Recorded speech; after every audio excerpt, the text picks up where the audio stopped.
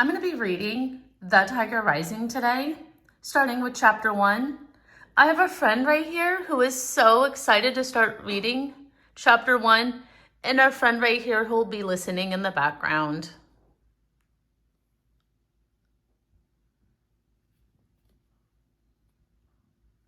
All right, here we go.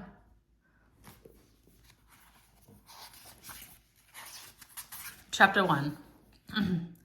That morning, after he discovered the tiger, Rob went and stood under the Kentucky Star motel sign and waited for the school bus just like it was any other day. The Kentucky Star sign was composed of a yellow neon star that rose and fell over a piece of blue neon in the shape of the state of Kentucky. Rob liked the sign. He harbored a dim but abiding notion that it would bring him good luck. Finding the tiger had been good luck, he knew that. He had been out in the woods behind the Kentucky Star Motel, way out in the woods. Not really looking for anything, just wandering, hoping that maybe he would get lost or eaten by a bear and not have to go to school ever again. That's when he saw the old Beauchamp gas station building, all boarded up and tumbling down. Next to it, there was a cage, and inside the cage, unbelievably, there was a tiger. A real-life, very large tiger pacing back and forth. He was orange and gold and so bright. It was like staring at the sun itself. Angry and trapped in a cage. Kind of like this tiger right here.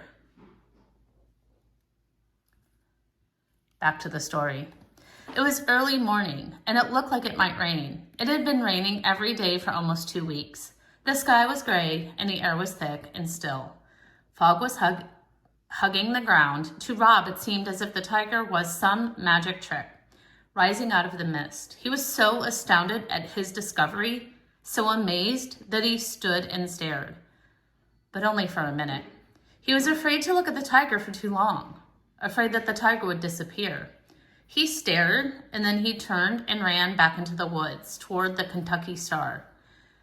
And the whole way home, while his brain doubted what he had seen, his heart beat out the truth to him. Tiger, tiger, tiger. That was what Rob thought about as he stood beneath the Kentucky Star sign and waited for the bus. The tiger. He did not think about the rash on his legs, the itchy red blisters that snaked their way into his shoes. His father said that it would be less likely to itch if he didn't think about it. And he did not think about his mother. He hadn't thought about her since the morning of the funeral. The morning he couldn't stop crying, the great heaving sobs that made his chest and stomach hurt. His father, watching him, standing beside him, had started to cry too. They were both dressed up in suits that day. His father's suit was so small. And when he slapped Rob to make him stop crying, he ripped a hole underneath the arm of his jacket. "There ain't no point in crying," his father had said afterward. "Crying ain't gonna bring her back." It had been 6 months since that day. 6 months since he and his father had moved from Jacksonville to Lister, and Rob had not cried since. Not once. The final thing he did not think about that morning was getting onto the bus. He specifically did not think about Norton and Billy Threemonger waiting for him like chained and starved guard dogs eager to attack. Rob had a way of not thinking about things. He imagined himself as a suitcase that was too full, like the one that he had packed when they left Jacksonville after the funeral. He made all his feelings go inside the suitcase. He stuffed them in tight and then sat on the suitcase and locked it shut.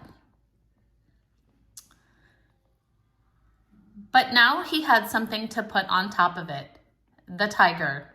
So as he waited for the bus under the Kentucky Star sign, and as the first drops of rain fell from the sullen sky, Rob imagined the tiger on top of his suitcase, blinking his golden eyes, sitting proud and strong, unaffected by all the not thoughts inside straining to come out.